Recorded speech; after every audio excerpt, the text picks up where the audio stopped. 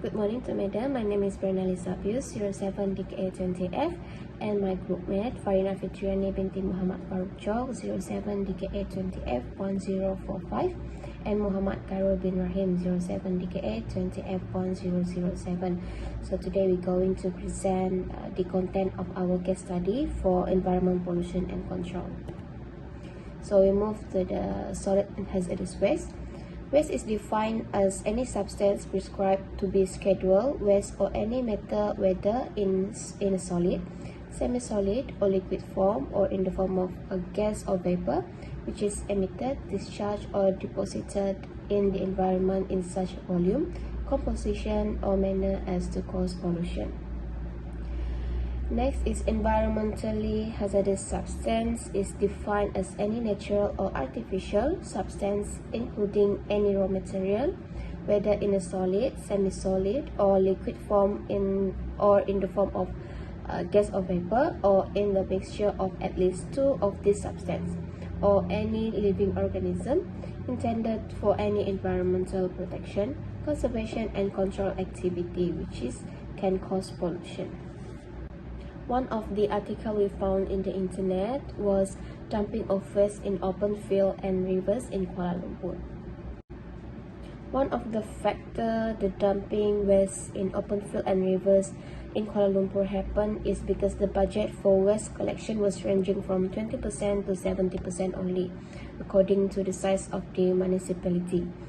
And then it had a tough time in finding new disposal site as the existing disposal site were nearly exhausted, which is the existing disposal sudah terlalu compact ataupun tidak boleh digunakan lagi.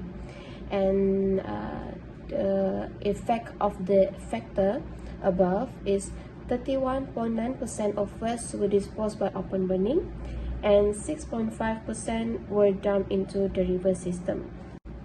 So the initiative and the milestone over the past 10 years stated was on 1st January 1997. The solid management responsibility of 48 LA has been privatized to two concession companies, for example, Alam Flora for the central region and the Southern Waste for the southern region, while the north was under interim regime for a year. And in the late of 1980s, 3Rs in Malaysia was first launched, and the campaign focused mainly on recycling activities, but unfortunately, it fails to improve the existing waste management practice.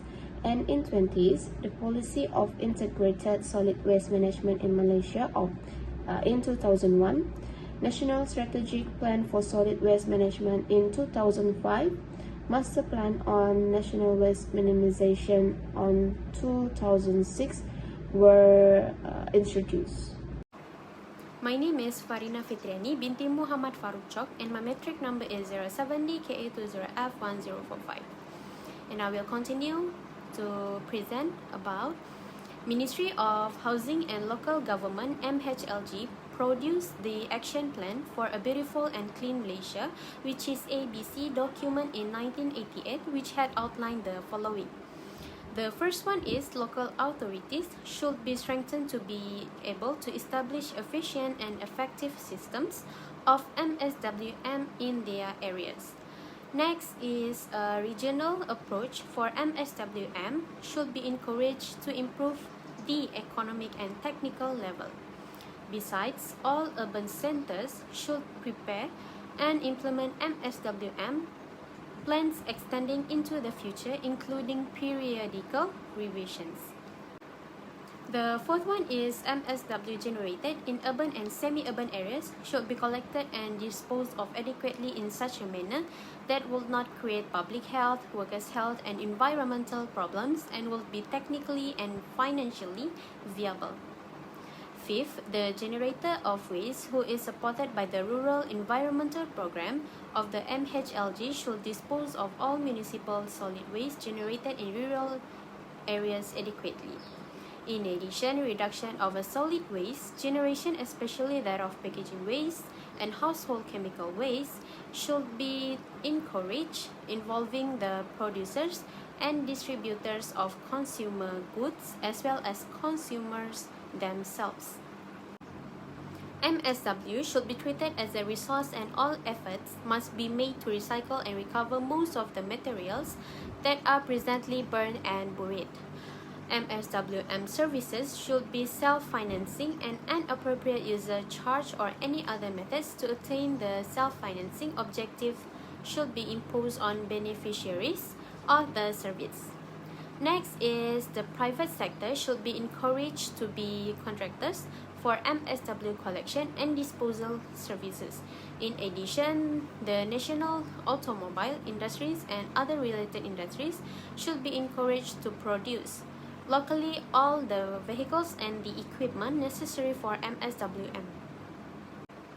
10. The public should be continuously educated on cleanliness and resources recovery through health and environmental education, cleanliness campaigns, and strict enforcement of the anti-litter bylaws.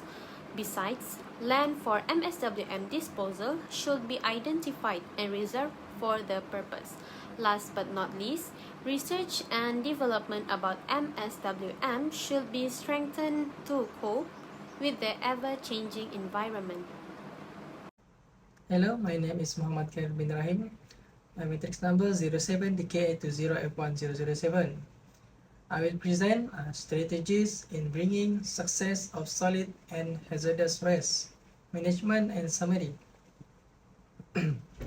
First, we go through the strategies in bringing success of solid and hazardous waste management. At the United Nations Organization Conference on Climate Changes in Copenhagen, Denmark, COP15, Prime Minister Datuk Seri Najib Tun Razak stated Malaysia's commitment to cut the percentage of carbon dioxide emissions by 40% by the year 2020 with the help of developed nations. The government has started a pilot project on waste separation in Putrajaya in order to create public awareness on recycling and the joint venture effort by Solid Waste Management Department, Putrajaya Corporation, Alam Flora, and Consortium SSI Schaefer is aiming at reducing 40% of the volume of garbage sent for disposal. Every household was provided with 2 garbage bins, one for organic waste and the other for non-organic waste that can be recycled. And these are facilitators the respondents to recycle and reduce the amount of rubbish sent to disposal sites. The organic waste can be turned into compost and can be used for other purposes and lengthening garbage disposal lifespan. Next is summary. Policymakers in developing countries must develop the institutional capacity to respond in long-term policy development by integrating the goals and objectives of the state, community, and business. Developing countries may want to combine the basic strategy of developing waste management capacity along with the promotion of international cooperation to upgrade it into effective 3R best policies. The demographic pattern, lifestyle and behavior of the citizens, as well as the foreign workers with different cultures and lifestyle should be taken into consideration before forming the blueprint or the master plan for waste minimization. Since the waste management system is privatized, it will be able to improve the quality of service and its efficiency.